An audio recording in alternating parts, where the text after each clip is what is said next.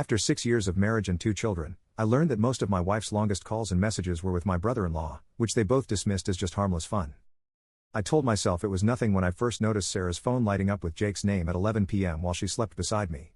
My brother-in-law, married to my sister for 8 years, father of 3, the guy who helped me move into our first apartment.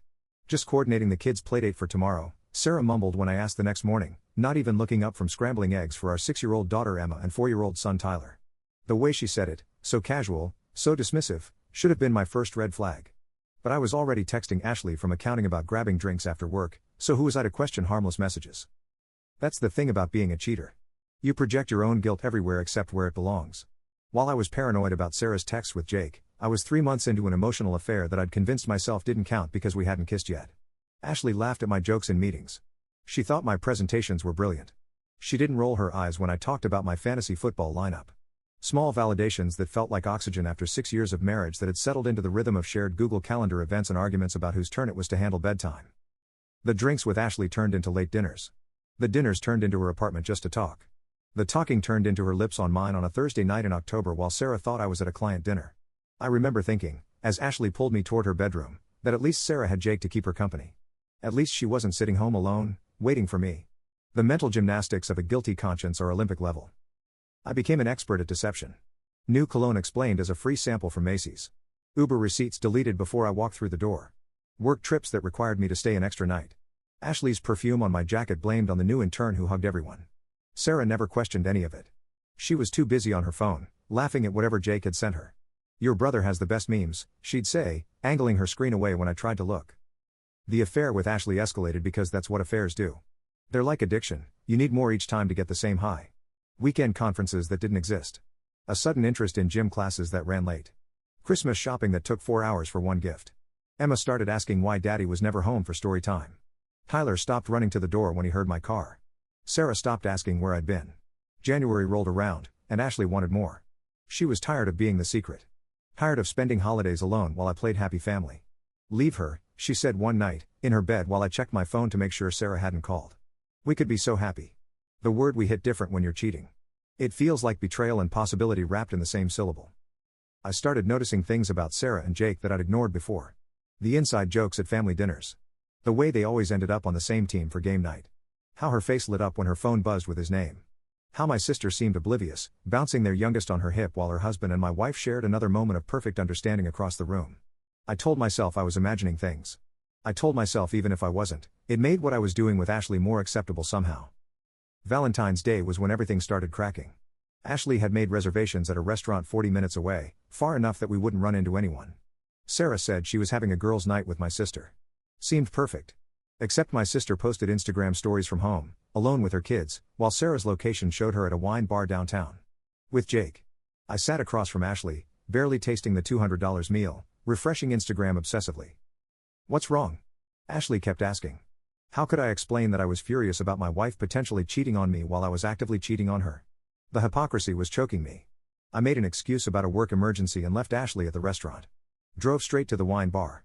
Sat in my car for an hour, watching the door, telling myself I was overreacting. They came out laughing, Jake's hand on the small of Sarah's back for just a second, guiding her toward his car. I followed them to a Starbucks. Just coffee, I told myself. Just two friends getting coffee. Sarah's location updated to home 20 minutes later, but her car was still at the wine bar. Jake's Instagram story showed him at a sports bar with his buddies an hour after that. The math wasn't adding up, but neither was mine. Ashley had called 17 times. I'd been gone for 3 hours with no explanation. That night, Sarah slipped into bed smelling like wine and cologne that wasn't mine. I pretended to be asleep. She pressed against my back, whispered "I love you" into the darkness. I said nothing. In the morning, she made pancakes shaped like hearts for the kids. Emma asked why Mommy was so happy. "Just feeling grateful for my beautiful family," Sarah said, kissing the top of Emma's head. Tyler smeared syrup on his cheek, and we all laughed. A perfect family breakfast. A perfect lie. The next 3 months were a masterclass in mutual deception. Sarah and Jake got sloppy, or maybe they wanted to get caught. Hour-long phone calls while I was supposedly at work but actually at Ashley's. Texts that made her giggle during family movie night. My sister started making comments. "Jake's been so distracted lately. You and Jake seem to have gotten close." Sarah always had an answer ready. They were planning a surprise birthday party for me. They were bonding over some Netflix show my sister and I didn't watch. They were discussing investment strategies. Meanwhile, Ashley was pushing harder. She'd started driving by my house. Sending flowers to my office with cards signed from your future. Showing up at the coffee shop she knew I went to on Saturday mornings. Emma saw her once, asked who the pretty lady was who kept staring at Daddy. I said she was nobody. Just someone from work. Emma, too smart for 6, said, she looks at you like how Mommy looks at Uncle Jake. Kids know. They always know. They might not understand what they know, but they feel the shift in the air, the change in the current. Tyler started having nightmares. Emma started asking if we were getting divorced like her friend Chloe's parents. Sarah and I said no, of course not, we love each other. We'd look at each other when we said it, trying to remember if it was true. April 1st, April Fool's Day, because the universe has a sense of humor. I'd told Sarah I had a conference in Chicago. She'd told me she was taking the kids to her mother's for the weekend. Ashley had booked us a hotel downtown, convinced this would be the weekend I finally decided to leave. I was actually considering it. The double life was exhausting. The guilt was eating me alive. Maybe it would be better to just it all up. I was in bed with Ashley when Sarah called. Not texted. Called. She never called anymore. Ashley was kissing my neck, telling me not to answer. But something in my gut twisted. I picked up. Sarah was crying. Not sad crying. Angry crying. The kind that comes out when rage has nowhere else to go. I know, she said. Just those 2 words, but they contained everything. Every lie, every deception, every moment I'd chosen Ashley over my family. My phone started buzzing with texts. Screenshots. So many screenshots. Ashley's Instagram, which she'd told me was private. Pictures of us she'd posted with cryptic captions about waiting for someone to choose you. Comments from her friends about how she deserved better than being someone's secret. A mutual friend had seen them, put 2 and 2 together, sent everything to Sarah. Sarah, But what could I say? That I was sorry? That it didn't mean anything? That I loved her? All of it was true and none of it mattered.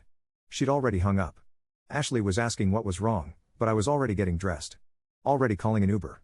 Already watching my life unravel in real time as Sarah's Facebook status changed to "It's complicated" and her sister commented finally. The Uber ride home was the longest 30 minutes of my life. I called 17 times. Straight to voicemail. Texted apologies that showed delivered but not read. Ashley was blowing up my phone too, demanding to know where I'd gone, what was happening, if this meant I was choosing her. I wasn't choosing anyone. Choice implies you have options. I just lost them all.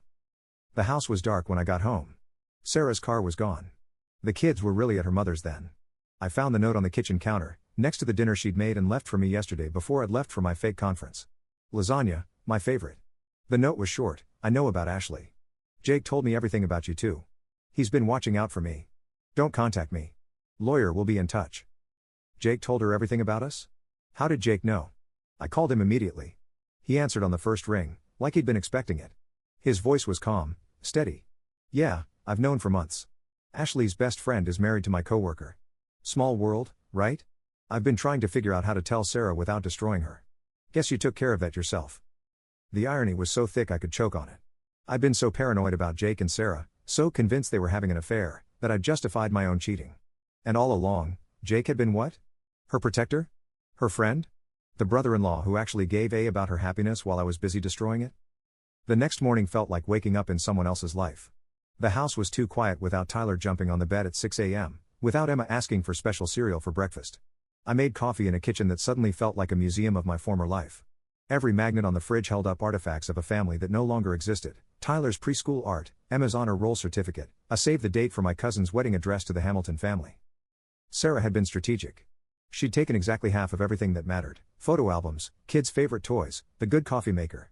Left behind were the things that would most to see: our wedding photos still hanging in the hallway, the couple's cookbook we'd gotten as an engagement gift, the world's best dad mug Emma had made me in kindergarten.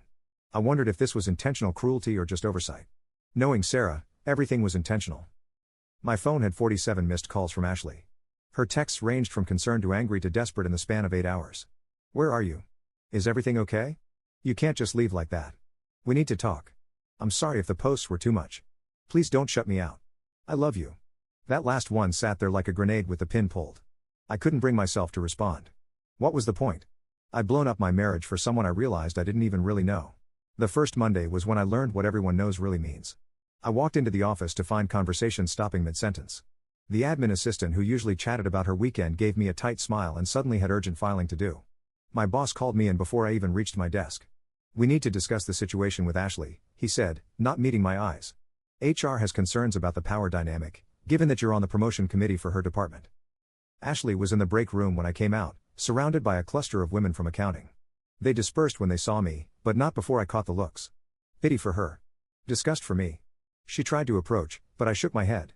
Later, I found out she'd been telling people we were in love, that I'd promised to leave Sarah, that we were going to start fresh. The narrative was already written, and I was the villain in every version. That afternoon, my sister called. I'd been expecting this. What I wasn't expecting was the cold fury in her voice. "You piece of," she started, and it went downhill from there. Turns out, Sarah had been confiding in her for months about feeling distant from me, about suspecting something was wrong. My sister had been reassuring her, telling her she was imagining things, that I would never do something like that. "I defended you," she spat. "I told her you were just stressed about work. And the whole time, you were. God, I can't even look at Jake right now." "What? Why?" I asked, confused. "Because he knew. He knew and he didn't tell me. He said it wasn't his place, that he was trying to protect Sarah, but he let me sit there like an idiot telling her to trust you. Do you have any idea what you've done? It's not just Sarah you've betrayed. You've made liars of all of us." The custody arrangement was swift and brutal. Sarah's lawyer was good. Very good. Turned out she'd been documenting everything for months. The nights I'd said I was at work but my phone location showed otherwise. The credit card charges I thought I'd hidden. The times I'd missed the kids' events for client emergencies. She wasn't asking for full custody, just primary, with me getting every other weekend and Wednesday dinners. "More than you deserve," her lawyer said during mediation, while Sarah stared at the wall behind my head. Telling the kids was the worst part. We did it together, in the living room of what was now just Sarah's house. Emma knew something was coming. She sat rigid between us, holding Tyler's hand. We used all the recommended phrases. "Mommy and Daddy love you very much. This isn't your fault. You'll have 2 homes now." Tyler, sweet oblivious Tyler, asked if this meant 2 Christmases. Emma didn't say anything until the end, then looked straight at me and asked, "Is it because of the pretty lady from the coffee shop?" Sarah's sharp intake of breath. My stammered denial. Emma's knowing look, too old for her years. "I'm not, Dad. 6 years old and already disappointed in me. Already learning that the people who are supposed to protect you can be the ones who you most." Moving into the apartment was like archaeological evidence of my choices. A 1-bedroom in a complex that advertised luxury living but delivered thin walls and a persistent smell of other people's cooking. Ashley offered to help me move, to stay over, to make it our place. I told her I needed space. The in her eyes almost made me feel something, but I was too empty to care. She'd gotten what she wanted, hadn't she? I'd left my wife. The fact that it wasn't by choice seemed lost on her. The first weekend with the kids was a disaster. The apartment wasn't home. Tyler cried for 3 hours straight, wanting his room, his toys, his mom. Emma sat on the couch with her tablet, refusing to engage. I bought all the wrong groceries.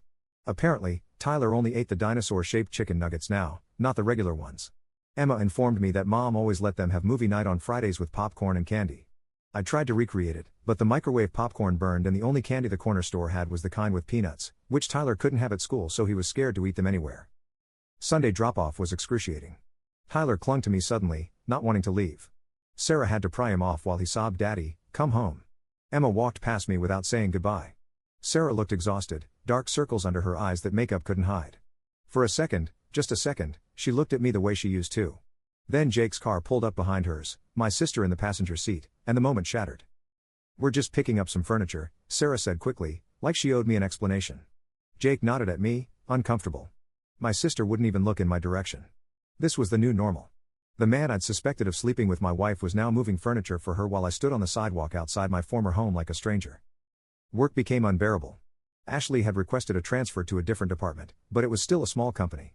We'd pass in the hallway, and she'd look at me with those eyes full of hope. She'd started dating someone from sales within a month. Made sure I knew about it too. Brought him to the company happy hour, laughed a little too loud at his jokes, kept her hand on his arm where I could see it. The message was clear: look what you gave up. But I hadn't given up anything.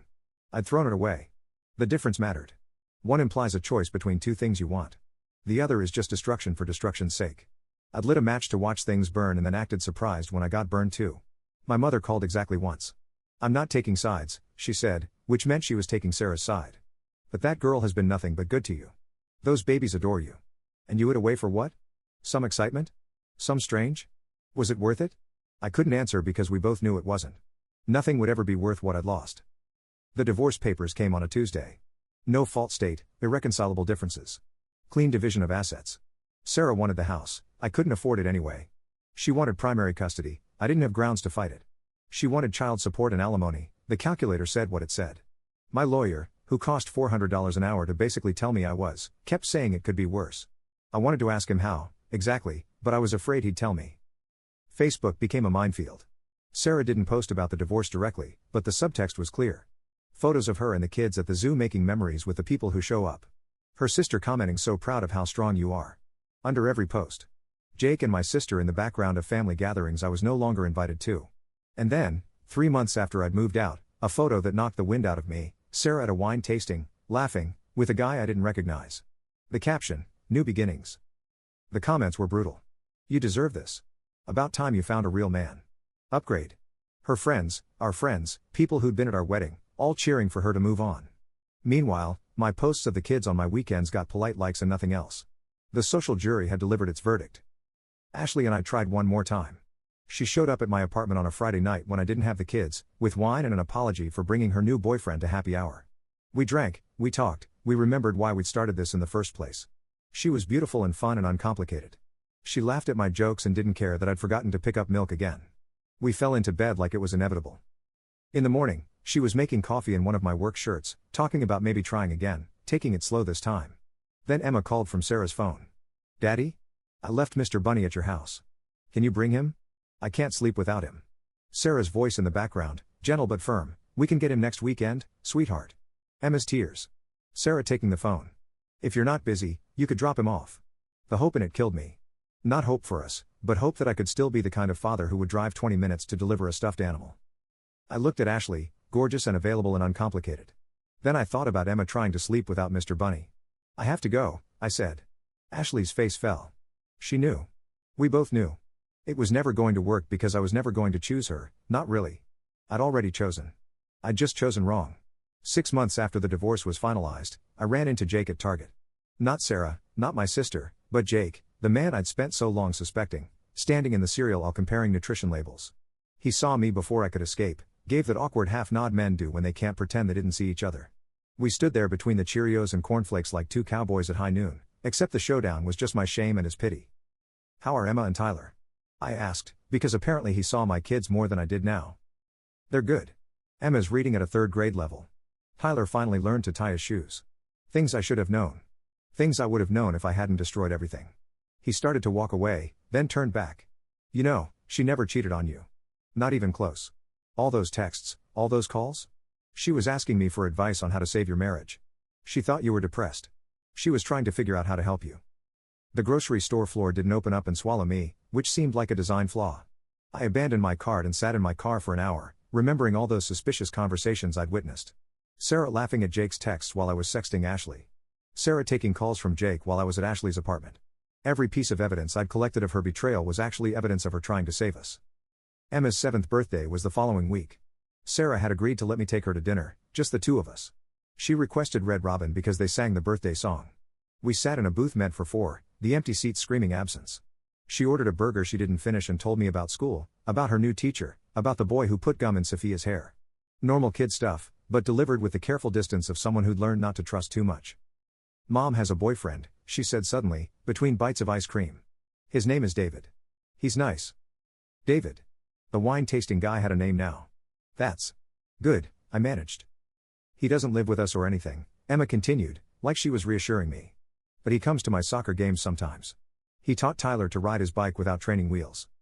Another milestone I'd missed. Another first that belonged to someone else now. I smiled and said that was wonderful, that I was happy she liked David. Emma studied me with those two wise eyes. "It's okay to be sad, Dad. Mom says feelings are important to feel." Sarah's words coming out of our daughter's mouth. Even divorced, she was still trying to parent me. The waiter brought the birthday cake, and the staff sang their clapping song. Emma smiled, but it was performative, like she was doing it for my benefit. When she blew out the candles, I asked what she wished for. "I can't tell you," she said. "Then it won't come true."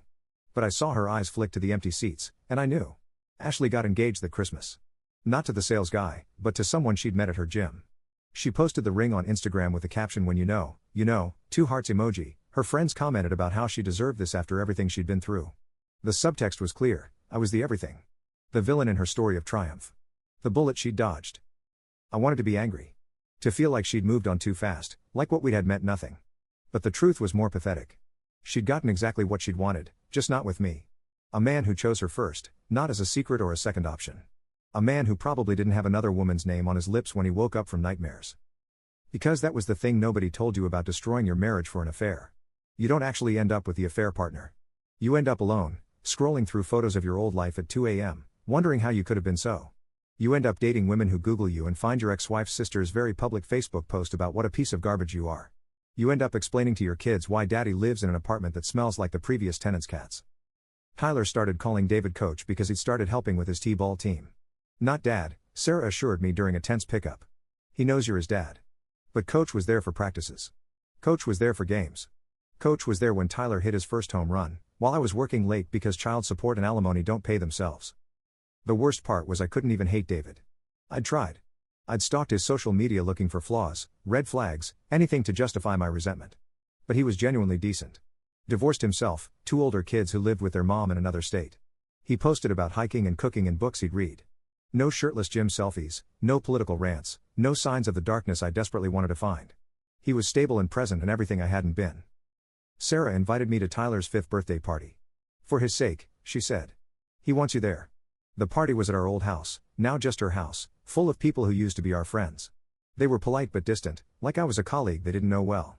David was there, of course, manning the grill I'd bought 3 summers ago. He shook my hand, firm but not aggressive, and said he'd heard a lot about me. The lie was kind enough that I almost appreciated it.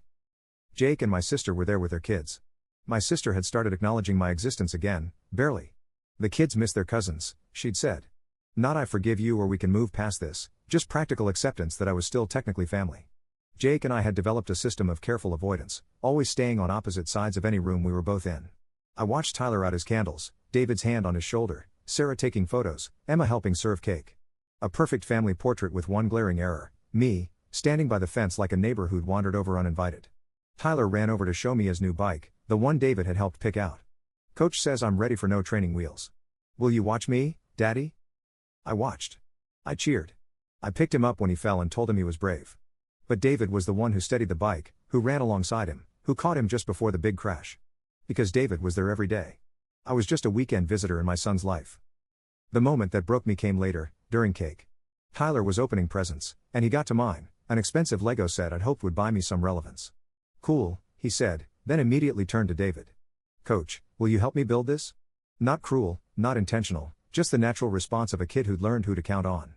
Sarah caught my eye, sympathetic but not surprised. This was what I'd chosen. A year passed. Then 2. Ashley had a baby. Sarah got engaged. The kids adjusted to their new normal with the resilience that children have and adults envy. Emma stopped asking when I was coming home. Tyler stopped crying at handoffs. They developed routines and inside jokes with David that I wasn't part of. They had a life that worked better without me as a daily fixture. I dated sporadically. Women who didn't have kids and didn't understand why I couldn't just get over my ex. Women who had kids and understood too well what kind of man I was. One woman, Jessica, lasted 6 months. She was kind and patient and deserved better. She met the kids twice, and both times Emma was polite but distant, like she was interviewing someone for a job they weren't going to get. Tyler asked if Jessica was going to be his new mom, and when I said no, he seemed relieved. Good, he said. I already have a mom and a coach. Jessica left after I called her Sarah during an argument. Not even during, which might have been understandable, but during a fight about loading the dishwasher. She was telling me I never listened, that I was always distracted, always somewhere else in my head, and I said, Jesus, Sarah, I get it. The look on her face was familiar. I'd seen it on Ashley's face, on Sarah's face, on my own face in the mirror. The look of realizing you're someone's second choice, even when you're the only one there. My father died that spring. Sudden heart, no warning. The funeral was the first time in 3 years that Sarah and I were in the same room for more than 5 minutes. She came, of course. She'd loved my father. He'd walked her down the aisle at our wedding because her own father had passed. She sat 2 rows back with David and the kids, close enough to be respectful, far enough to maintain boundaries. After the service, she hugged my mother, who clung to her like she was still family. Which, I suppose, she was. Just not my family anymore. My mother barely looked at me. I was the son who'd broken up the family, who'd ruined the grandkids' stability, who'd thrown away the best thing that ever happened to him. My father's meant she didn't have to pretend to be neutral anymore. He was disappointed in you, she told me at the reception, 2 wines deep and past caring about tact. He never said it, but I knew. He loved Sarah like a daughter. Loved those babies. And you just. She waved her hand like brushing away a fly. He never understood how you could be so selfish. The truth was a physical weight. My father died disappointed in me.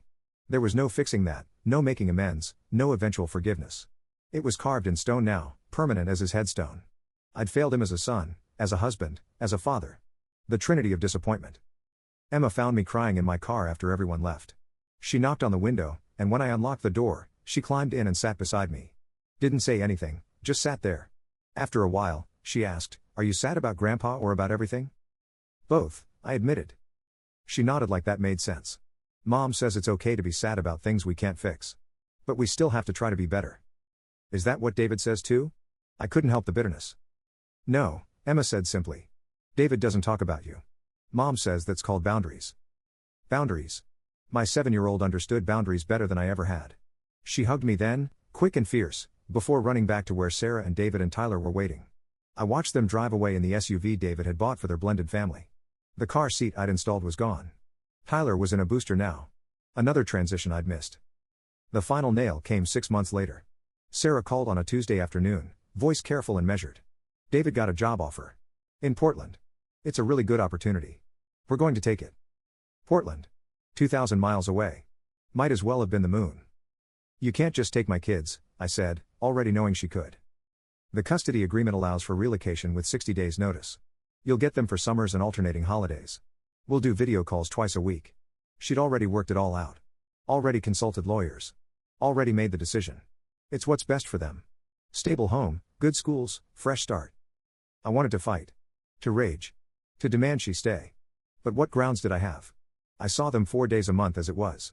I'd missed Tyler's last 3 doctor's appointments. I'd forgotten Emma's school play. I was already a ghost in their lives. Geography was just making it official. The goodbye was brutal. Tyler was excited about the airplane, about seeing mountains, about his new room that David had already promised to paint any color he wanted. Emma was quieter, understanding what this meant in a way her brother didn't. "Will you visit?" she asked, and I promised I would, knowing how empty that promise might be. They've been gone 2 months now. The video calls are awkward, Tyler distracted by his new toys, Emma polite but distant. Sarah sends photos of their new life. Hiking trips with David. Beach days. Tyler's first day at his new school, David crouching beside him at the bus stop. Emma's dance recital, David in the front row with the camera. A family thriving without me. Ashley had her second baby last week. Posted about how complete her family feels. Jessica is engaged to someone who presumably never calls her by his ex-wife's name. My sister had another baby, a girl they named Sarah after my ex-wife because she's the strongest woman we know. Even in my own family, Sarah is the hero of the story. I sit in my apartment, the same one I moved into 3 years ago thinking it would be temporary. The walls still bare because hanging pictures feels like admitting this is permanent. The second bedroom set up for kids who will never use it enough to call it theirs. The silence that used to be peaceful now just feels like punishment. Last night, I dreamed about that Thursday in October. The first kiss with Ashley. The moment everything changed. In the dream, I stopped. Went home. Found Sarah laughing at Jake's texts and instead of suspicion, I felt grateful that someone was making her smile. I asked her about her day. I put the kids to bed. I chose differently. But you don't get to rewrite history. You just get to live with it. To wake up every morning and know that somewhere in Portland, another man is making your children breakfast. Another man is teaching your son to catch. Another man is walking your daughter to school. Another man is loving the woman you away for someone you can barely remember kissing. The universe doesn't give you what you deserve. It gives you what you choose. And I chose this, empty apartment, video call fatherhood, watching my family's life through Instagram posts and carefully scheduled phone calls. I chose the momentary thrill over the lifetime commitment. I chose the easy lie over the hard truth. I chose Ashley's bed over my children's.